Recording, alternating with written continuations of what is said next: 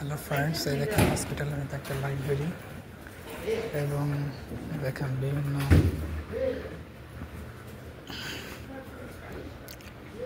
কারুকাজ, আর্ট।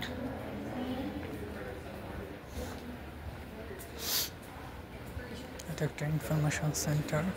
আমরা যদি দেখি, এটা কিন্তু এখানে বসতে পারবেন, কথা বলতে পারবেন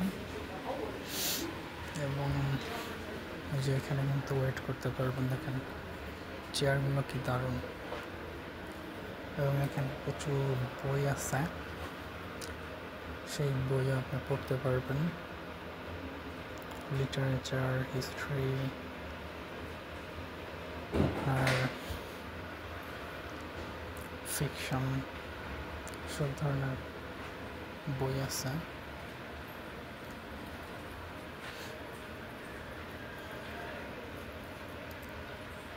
এবং এই উপরে কিন্তু ডক্টরদের নামও দেওয়া আছে কাঠের। এটা অনেক সুন্দর। দেখেন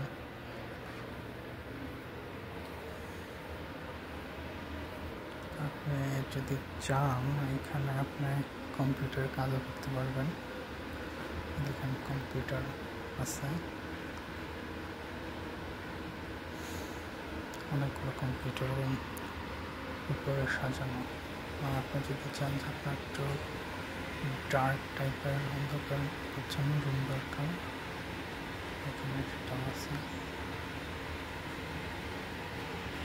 এবং দেখেন এখানে সুন্দর ডেকোরেশন করা।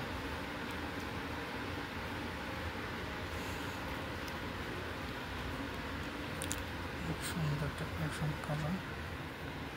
এখানে বই আছে।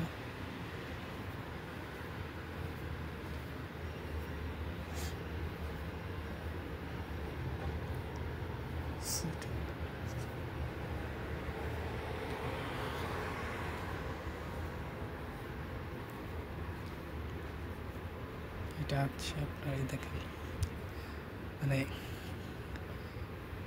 ইউএস আসলে কেন ইউএসএ। দেখেন এখানে সমস্ত বিখ্যাত জার্নাল, কিন্তু মেডিকেল রিলেটেড সমস্ত জার্নাল এখানে দেওয়া আছে। দেখেন ল্যান্সেট, এজেস, তারপরে সমস্ত জার্নাল, এসএএন, দ্য রিপোর্ট। বাংলাদেশের ডাক্তাররা না রিসার্চ পড়ে না রিসার্চ করে, বাট এই দেখেন এখানে জার্নাল দেওয়া আছে। সো এটা তো স্বাভাবিক যে মেডিকেল নিয়ে, রুগী নিয়ে যে সমস্ত রিসার্চ হয় সেই সমস্ত রিসার্চ ডক্টররা রুগীরা পড়বে এবং সেইগুলো হসপিটালে থাকবে, এটা তো স্বাভাবিক। সো আমেরিকা এই জন্যই উন্নত। এই দেখেন নার্সিংয়েরও জার্নাল আছে এবং এখানে ফ্রি বুক আছে। আপনারা চাইলে ফ্রি বুক নিতে পারেন।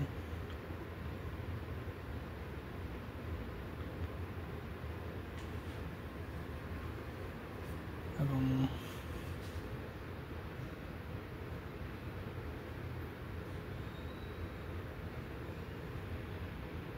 দেখেন এখানে কিন্তু আরো লোকজন আসছে।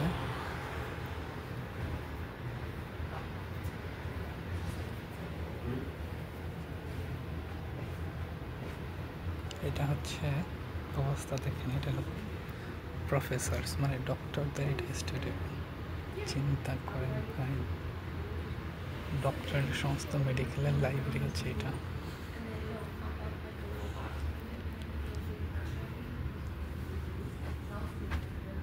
দেখেন মানে হসপিটালে ডক্টরের জন্য আলাদা সেপারেট লাইব্রেরি, কারণ ডক্টররা বই পড়ে এখানে বসে বসে।